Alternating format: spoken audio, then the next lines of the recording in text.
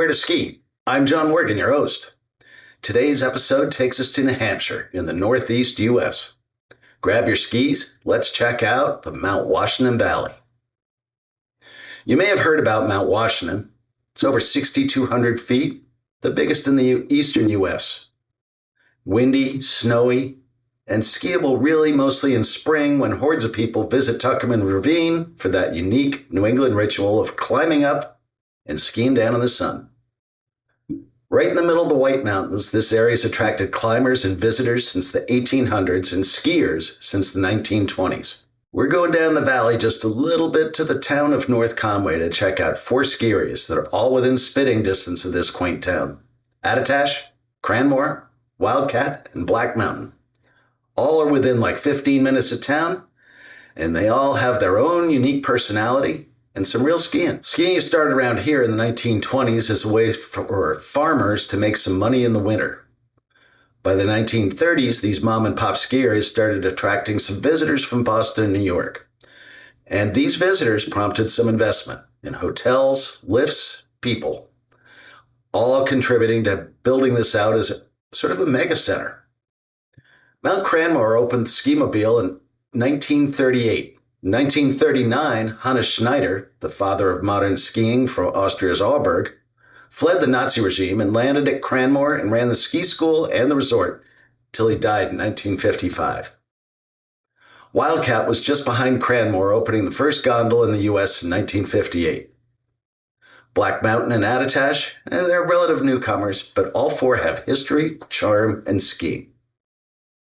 Why do skiers make the effort to come here? It's only a couple hours from Boston, so it's a long day trip, but not a bad drive. It's beautiful. There's lots of skiing, lots of charm, and lots of terrain to hit. Today's guest is Kevin Clarke. I've known Kevin for a long time. We met racing on the Pro Tour, grew up in New York, moved to Maine to be closer to skiing in the winter, and lives not far from North Conway. Aside from his own skiing, Kevin's the on-hill and TV announcer for the World Pro Ski Tour. He also coaches on-hill every day at Attitash, and he also owns the Pro Tune in Glen, New Hampshire. So after a short break, we're going to talk to Kevin and find out about these areas and how they ski. Gear up for untracked lines and deep days. Backcountry has your go-to ski and touring setup ready. From avalanche packs to fast skins, their gearhead experts tested all in the wild. Use code WHERETOSKI, all one word, at checkout for 15% off one full-price item. Some exclusions apply. Let's make every run count. That's Backcountry at backcountry.com. Kevin, welcome to Where to Ski. Thanks for joining us today. John, great to be here with you. Got 16 days under my belt this winter, so we got a lot to talk about. Yeah, I'm sure we do. Now, let's talk a little bit about the area first. This is really the Mount Washington Valley we're talking about. There's a lot of greater. Yeah. There's a lot of ski areas in that part of the world. You got like 4 or 5 within 15 minutes of like North Conway.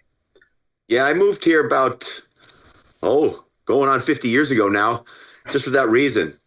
You know, we have Mount Cranmore right downtown, which is, so famous for Hannes Schneider and, the program there. And then in the 60s, they developed Attitash, where it's my home mountain now. And now Attitash and Wildcat are part of the Vail family. So our pass gets you both of those mountains. So it's great for our race program to be able to choose where we want to ski in the weekends. Yeah, what ski program are you working on? I'm with the Attitash Alpine Education Foundation, the Attitash race team. So fantastic little program. We've got about over 100 athletes now, and I've been at Attitash since I moved here when I was 21. Left for a little while to do some other ski-related deals. I was with the Paralympic team for a long time. That was fun, but I've been back here for about 10 years at Attitash. So just wrapped up 4 days of coaching, a couple midweek days, Monday, Tuesday. We only had 2 U16 athletes, which was outstanding private coaching, nobody on the mountain. And the snow was just perfect for race training. Oh, that's awesome. That sounds like a blast. Yeah, it's, I look forward to it every day, going out with 14, 15-year-olds old kids and teaching them how to go fast. Super fun. So what other mountains you got? What you've got Attitash, you've got Conway, you've got Cannon, you've got Wildcat, and you've got We have Black Mountain, Black Mountain. which has gone through, rebirth with the folks up there. They've done a fantastic job of helping some of these small ski areas survive in New England, and it's been a challenge, but everybody's excited about, Black Mountain. And then I also have an icon pass. So Sunday River is only 40 miles up the road from my house in Freiburg, and also gets me Loon. And my closest ski area is Pleasant Mountain, formerly known as Shawnee Peak, which is in Bridgeton, Maine, right on Moose Pond. Beautiful view back towards Portland and off to the western region mountains in Maine. So I've skied Sunday River, Attitash, Wildcat, Brenton Woods. Brenton Woods is only another 30 miles up the road from Attitash, not even that, 20 miles maybe, where all the folks from Mount Washington Valley, the over 70 club, like to go ski because it's groomed wall to wall, nice, gentle, wide open slopes. We had a U.S. ski and snowboard clinic up there 2 weeks ago, and the snow was always great up there. And you got the goods this year. No one else has got the goods anywhere pretty much in the world except New England. So you got some snow going on. Well, over Vermont, man, they got hammered early season. Jay Peak, Stowe, right down the center of Vermont picked up 4 and 5 feet of snow, which is absolutely unheard of in New England, in early December. So, yeah, skiing's good. All right. Now let's start off. Let's talk about Attitash for a minute. I haven't skied Attitash in like a long, long time. What's it like skiing there? Is there good stuff for, intermediates, or is it advanced? How would you do it? It's got a great mix of all. Attitash started out with just Attitash Mountain. They expanded to Bear Peak many years ago, which opened up a lot of new, more challenging terrain. We have an FIS homologated Race Hill Illusion. But back over at Attitash, the Learning Center, where I've spent a lot of time with our young athletes early season, honing their skills over in that Learning Center. And the Progression Quad is a lift that accesses that whole side of the mountain. Thad's Choice, Spillway. Thad Thorne was, of course, the surveyor and one of the original owners of Attitash, and those folks were there when I first arrived back in 1977, and just steady improvements. We've had a lot of owners over the years, some good and bad, and now we're under the watchful eye of the folks at Vail. We've improved the infrastructure, some new lifts. Snowmaking has seen some increased capabilities. So it's a great all-around mountain for all levels. And of course, we got a great program. We just built a brand new team building, full-on tuning room and lockers downstairs, giant open space upstairs for the kids to have lunch, coach's room, video room, offices, and what great families we have in the Attitash Alpine Education Foundation. Last week we did our coaches breakfast, and then we had our potluck supper and fun times where we link up the U8s with the U16s. They all get buddies, and it's such a fun night where those, young kids get to meet the older kids, and throughout the season they'll be their buddies and they'll connect and, give the young kids support throughout the year. So that's pretty cool that they help bring them along. That's big. Yeah, it's been a part of the program for so many years. So, and all these kids that are now U16s, most of these families have been with the program since the kids were U8s, which is under 8 years old, U12s, 14s, and 16s. So they've all had buddies, and now they're the big buddies. And, our program is pretty, cool that so many of these kids, once they go to college, they end up coming back as junior coaches. So continue to build our coaching staff from within the athletes. So, and then I'm the old dog on the hill. Experienced, right? Seasoned, well seasoned, John. Well seasoned. So, okay, back to Attitash. If you were going to go take some runs there, you're a good skier. What would you go hit at Attitash when you want to take some really good runs? Well, I'd go right to Bear Peak and ski Illusion or Avenger, which are, really wide and got some great terrain. It rolls, it turns, there's off camber, there's some great challenges, on Illusion, which is our FIS homologated trail, as I mentioned earlier. Then Avengers next to it, which is really super steep. Got some great rollers, good terrain again.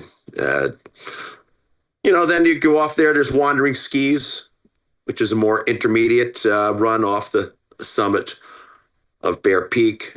So they're just finishing off getting that ready to groom out. Yesterday, watched the guys, set the guns up and put down that man-made, which is so durable, so needed here. Yeah, that's okay. That's okay, though. And how far is that from like North Conway? Like 10 minutes? Yeah, it's about 10 minutes. Any tricks on getting there or parking up there? No, there's plenty of parking. Both areas, Attitash, you got the highway to cross, but we have a tunnel, so you can get across the highway, but it's, pretty convenient. Bear Peak's got its own dedicated parking lot, which is within the other side of Route 16, Route 302, as it passes through Bartlett and on up towards Brenton Woods. But yeah, things are, get two separate, lodges. They're about a mile apart. There's a shuttle that runs back and forth between two mountains, but they're interlinked, of course, so you can, make your way between the two mountains. Well, that sounds awesome. So let's move on. Let's go to Cranmore. Cranmore has been there forever. I think they started skiing there like in the 20s, right? Yeah, it was, I think 20s or early 30s.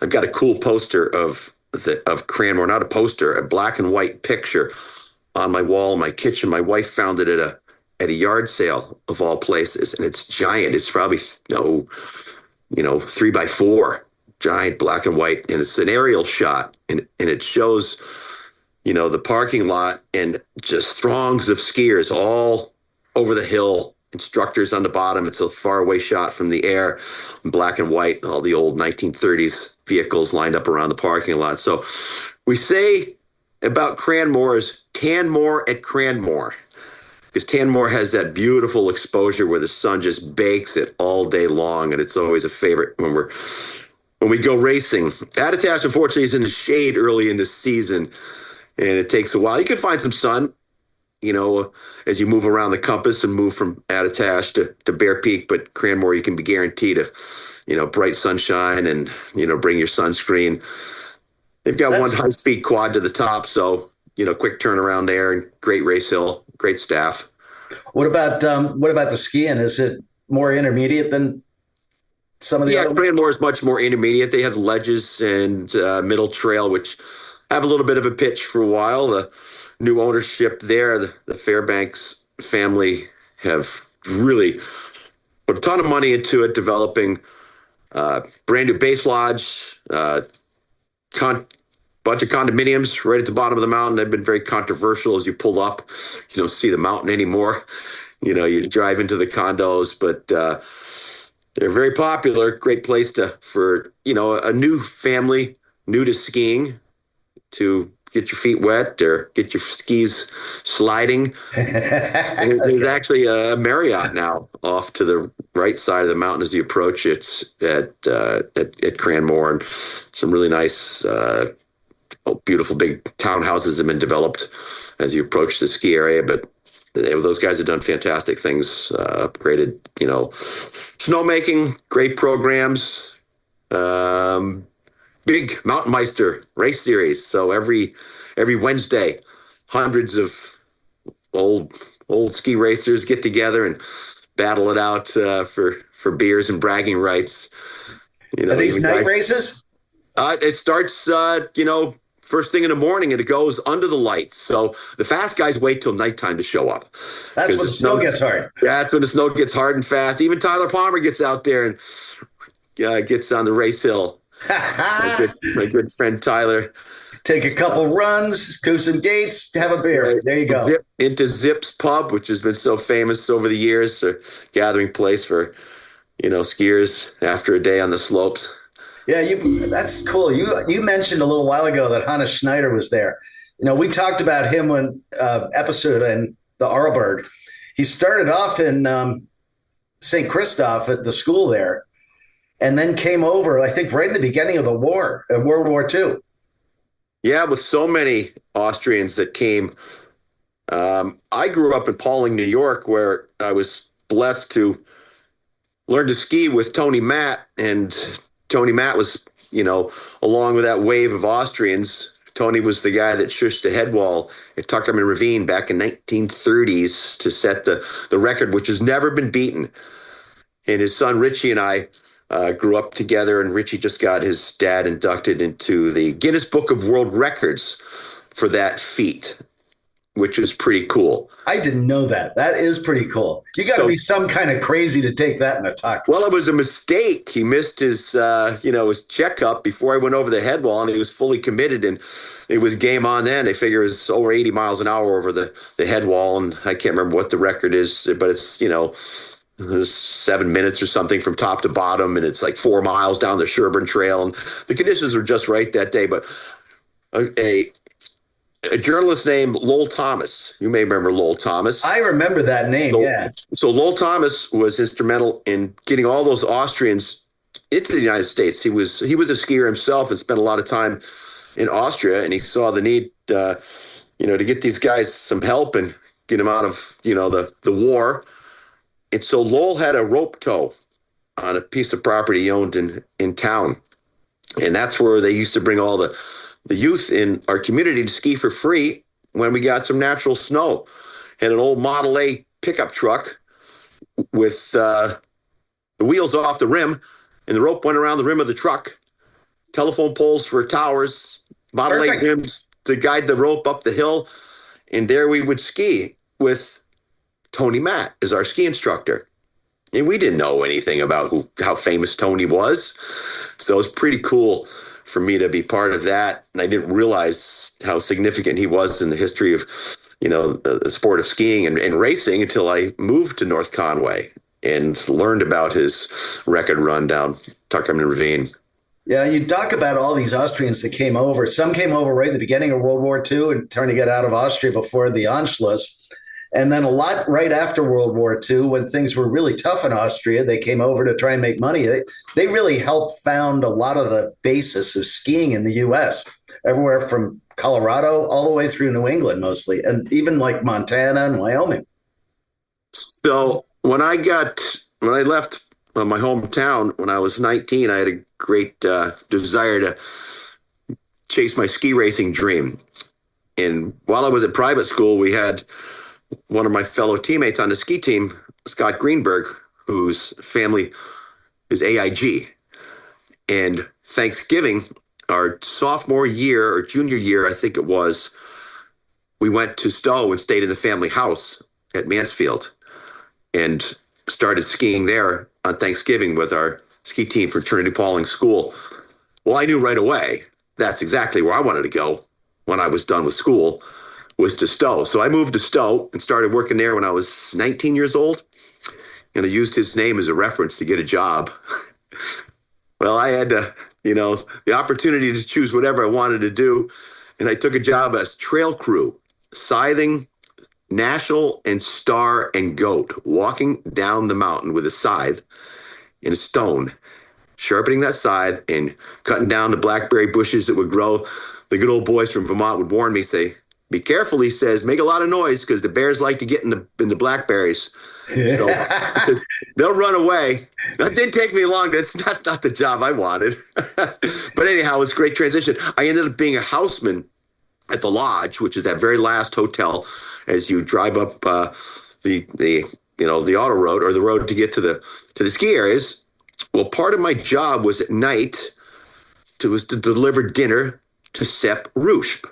Well, Sepp was part of that Austrian, wave of instrucors. Well, at the time, he was retired from the ski school, and his son, Peter, was the head of the ski school at Mount Mansfield. So I used to deliver him dinner, and he would love to tell stories. He was very excited that I was a ski racer and, very passionate about the sport. So I'd sit there listening intently, and his broken English. So, and then I moved over here and, learned even more about the rest of the Austrians with Schneider and Matt and so forth. Yeah, it's a pretty cool story the way that all played out. And I think we've all been hit by the Austrian influence somewhere in there. All right, let's keep going on the mountains around there. We digress. Let's try Wildcat. You spent a lot of time there. I remember going to Wildcat and it being just blisteringly cold. Oh, yeah. Wildcat's notorious. It sits right straight across from Tuckerman Ravine. I've been doing a lot of posting on Facebook and Instagram, my pursuits this winter, getting my days of skiing in. And I've got some incredible videos of Tuckerman Ravine, watching the snow fill in from the summit of Wildcat. I think top 10, views of any ski area here in the United States is from the summit of Wildcat. And when you're at the summit, you can look back towards North Conway, which is pretty cool. There's a little hollow that looks back towards the valley, and you can see Attitash from there. You can't see Black Mountain from there, but yeah, pretty cool mountain. Classic New England trails, narrow, winding through the woods. High-speed quad to the summit. I think it's like 6-7 minutes. Really? 2,100 vertical each run. So I think it was you can get some real laps in there then. I got 75 minutes last week. I knocked out 6 runs, which was like a little over 12,000 vertical. Jeez. So you can get after it there. It gets, because it's cold, it holds the snow pretty well. It does. It's classic spring skiing in New England. It stays open super late. And, there's a thing called sea lot. So in the springtime, everybody goes to sea lot, which is you got to go past the main parking lot, down around the back, and come in the back way to where they keep all the groomers, and the snowmaking emanates from that area there. Big dirt parking lot out back there. Serious tailgating going on. It's sea lot in the springtime at Wildcat when the snow is so soft and nice. But yep, great skiing at the Cat. Where do you ski at Wildcat? Again, if you take off and go take some laps, where are you going? The Wildcat Trail, links to Polecat is good. Tree skiing at Wildcat is really good. Really good. The glades off the backside. So if you're a guy that likes to get off piste, once we get enough good natural snow, and they've been out in the woods already, that Wildcat, excuse me, getting some early powder in there was earlier in the season, and unfortunately that comes with consequences when you venture off piste and core shots and destroyed skis. Yeah, that's the chance you take when you do it. It's sort of like you take your chances and that's it. Can you get stuck back there if you go take a wrong turn? And to possibly destroy. Can you get stuck back there if you take a wrong turn? It kind of just leads down to a brook trail. It's off the backside as you go down. I believe links to Polecat. You drop in to the Berlin Gorham side of the mountain. You come up out of Glen to get to Wildcat. You go by the AMC, famous hiking point. Of course, the Appalachian Trail going over top of the Presidential Range. So you got a lot going on up there. There's a lot to do. There's so much to do in the Mount Washington Valley. So many great ski areas that are, within, like you said, 10, 15 miles of one another. So, what are we missing? We're missing Black Mountain. Tell me about Black Mountain. I haven't been there since our buddy Paul Lodi used to run that place. Oh, boy. Wait, now you're going way back. Yeah, I know. I got the capability of doing that. Yeah, there's new ownership up there. And the guy's last name escapes me, Eric, but he owns that Antanabi, the automatic ticket scanning system. And, he's really done wonders for the place. He's got a super cool little mid-mountain, bar restaurant scene going on now. So that has turned into the hot spot. And he went till May this year with skiing. So he just kept blasting this one trail off the summit.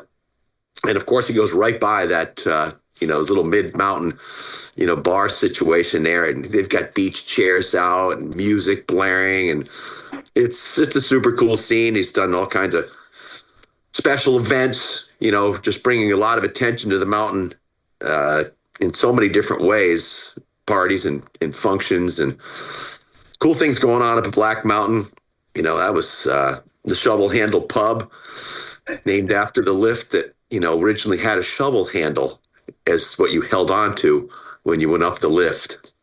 That beats tearing up your gloves with a rope Right, toe. the old classic rope toes, the old mittens as we know, with the red linings and the extra padding across the hand. But yeah, good things at Black Mountain. The local folks are really excited about it. What's it like skiing there? What's good to ski there?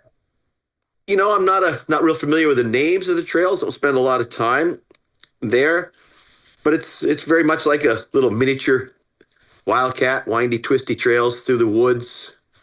Bunch of snowmaking upgrades and grooming. So, that really gave them the ability to make this marketing statement stay open till May.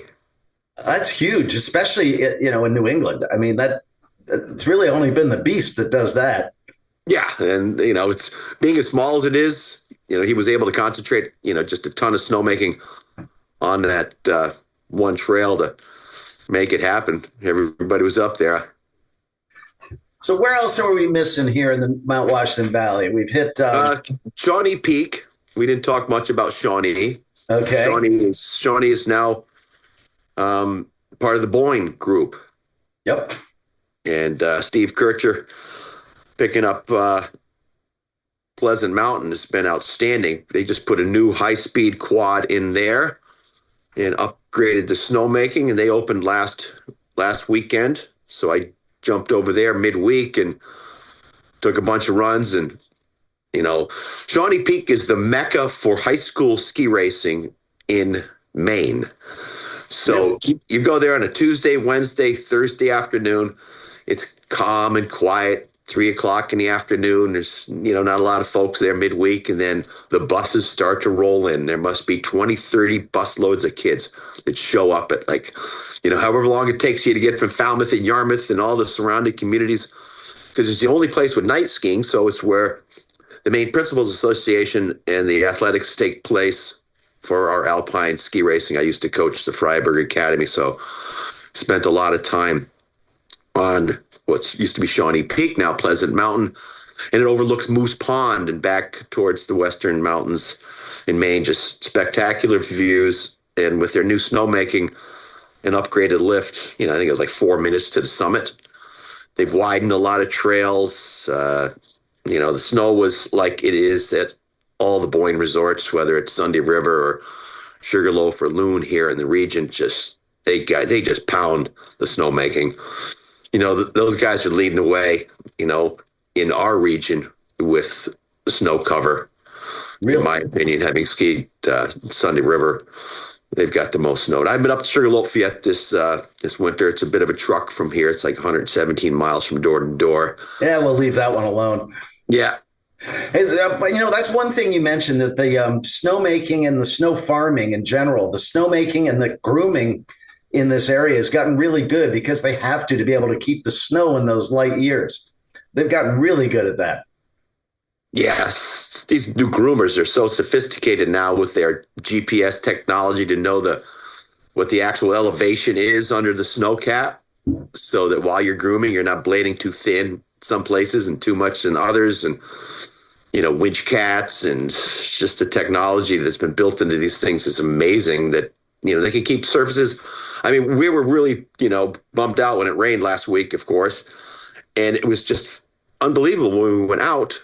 The day after rain, I was expecting, unskiable terrain, moon type surface, but Attitash did a great job, as did everybody in the region wherever we've skied since then. It's hard, and you better have some sharp skis, but it's totally skiable, and no bare spots, no rocks coming through.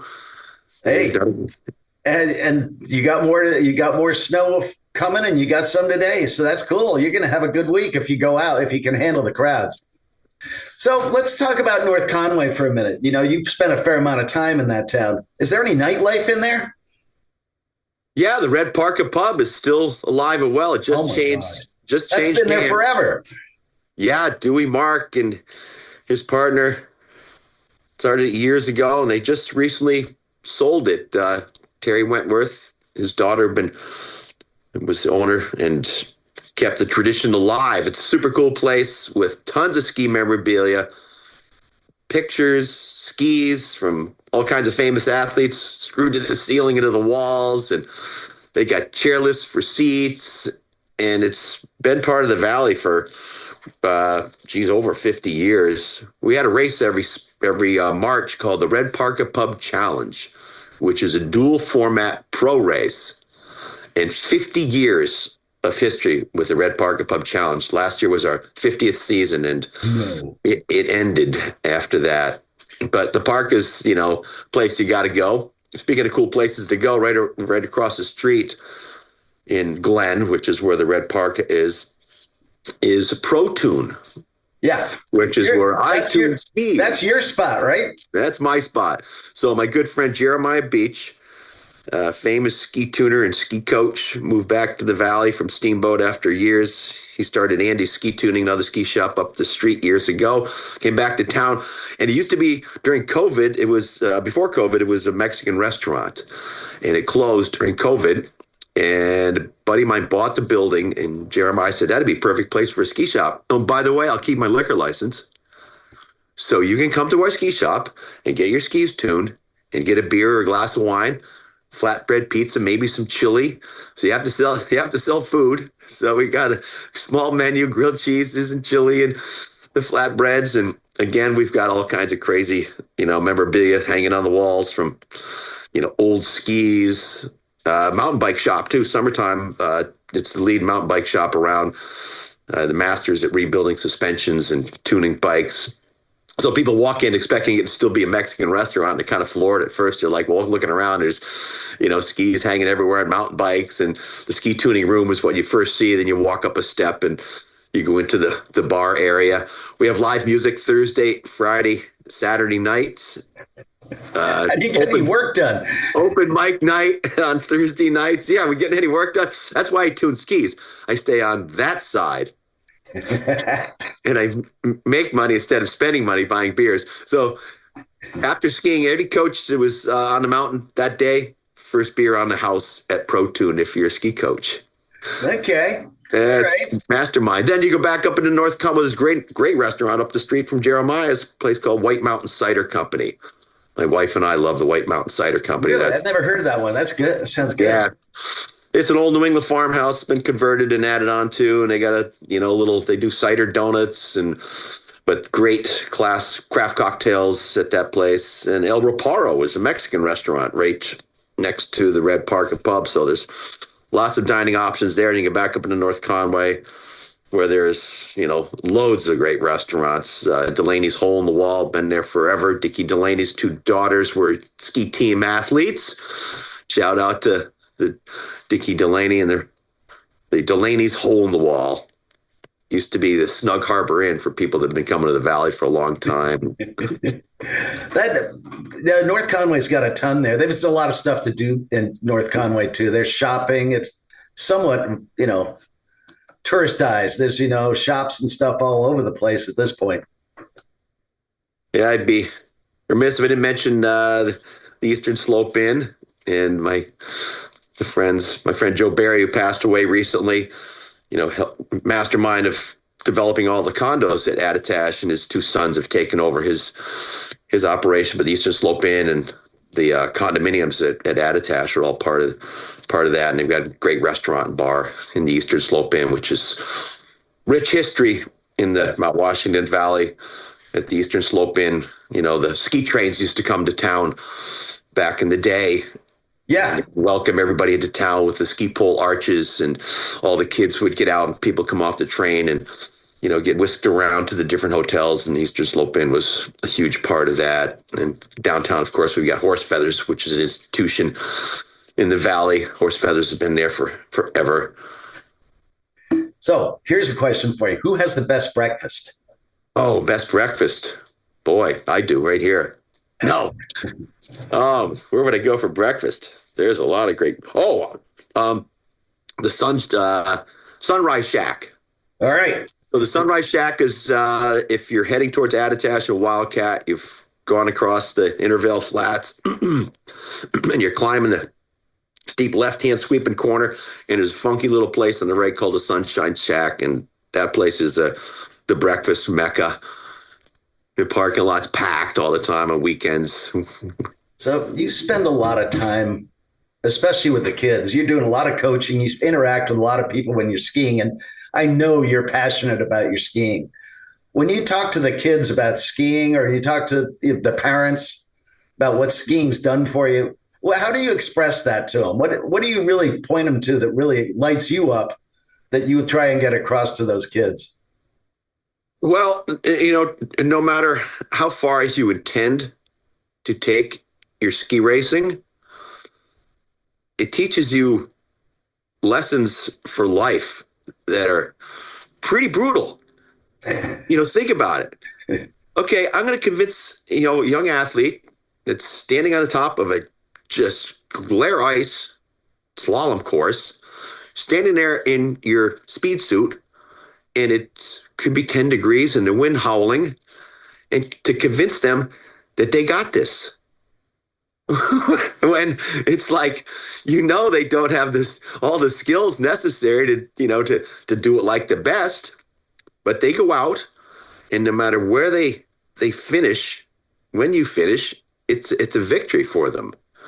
It's one that you will take with you, that you have overcome the challenge of the mountain. I try to tell them to not get too wrapped up in, thinking about winning or, how fast you're going to go. Just ski to the best of your ability every time and try to prove every single run.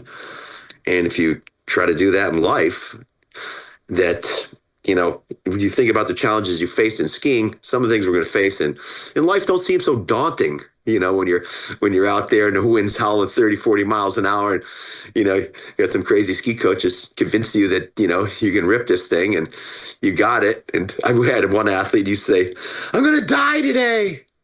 And when we'd get done, I go, "See, Reese, you didn't die today." And the next time he goes out and does it, he'll look at that and go, "Well, I've seen worse. I got this." Yeah, I got this. And it's all about elevating, one another through the process.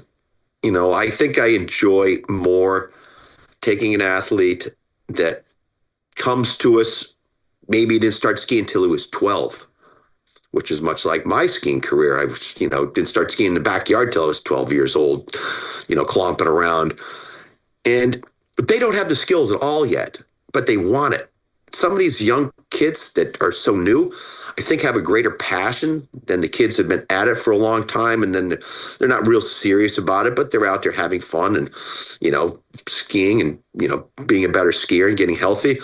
And it's just really cool to see the large steps of improvement that a new skier can make with some good, focus on some, fundamental skills and balance work. I've been working with two young athletes the last 2 days. I had two kids for 2 days. So it was like private coaching. And one of them has been at it for a while, and the other young kid is really new to it. But he has probably more desire to get better than my best kids on the program. So that's really rewarding to me. Back to mountains, you've created this athlete that's grown up on a mountain. So where are you going to ski as you go through your adult life? And most of them come back to Attitash or, maybe go off to college and end up skiing out west. But, little by little, they end up coming back, and super fun part of the process. And you get to see the 20 and 30-year-olds come back and done. Yeah, you go from being a coach to being a friend, and that's super special. That's pretty cool. Now, if it snows like a foot and you don't have any coaching to do, where are you going? Where am I going? Yeah, where are you going? I'm going to go to Bear Peak. I'm going to go to Bear Peak and try to jump Illusion first, and Avenger, good steep pitch, So that's my go-to. If I really Same thing if it's like a groomer day with no new powder, but just got a day to go rip. I might go up to Sunday River. Yeah. Yeah, Sunday River's got a lot of big, wide open, groomers, and they got more terrain than anybody right now. So, but everybody will catch up as the season progresses. So, yeah. So, what are you skiing on these days? I ski on heads. Yeah. So, skis, boots, bindings. Oh, you got the whole suit there. Poles, goggles. Full disclosure, my friend's the rep. So I'm on the head program. I have been for years. Good enough for Lindsey Vaughn. Good enough for me. I don't think hers are the same as what yours is. And so how can our listeners, if they wanted to track you down, I figure they track you down either if you're out on the hill coaching over at Attitash with the Attitash kids. Yeah. Or they find you at ProTune, right? Find me at ProTune. Yeah. After skiing weekends and we work on everything: snowboards, cross-country skis, backcountry skis, race skis, twin tips, you name it. We will tune it and mount it. We'll get them there. Kevin, thank you for taking time on to talk to us on Christmas Eve about skiing and visiting the Mount Washington Valley. You might just see Kevin sitting in the booth announcing the next winner of the World Pro Ski Tour. Or you'll find him, as we talked about, at Pro Ski or on the hill coaching kids. If you want to get them, go to Pro Ski. That's probably your best shot. If you like our podcasts, share them. Subscribe on our website at wheretoski.org. It's free. Stay connected to us and listen to perspectives on some of the world's best mountains from the legends that live there. Thank you all for joining. Thank you very much, Kevin, and Merry Christmas. And many thanks to our sponsors, Backcountry and Global Rescue. And finally, thanks to the Grits for the music.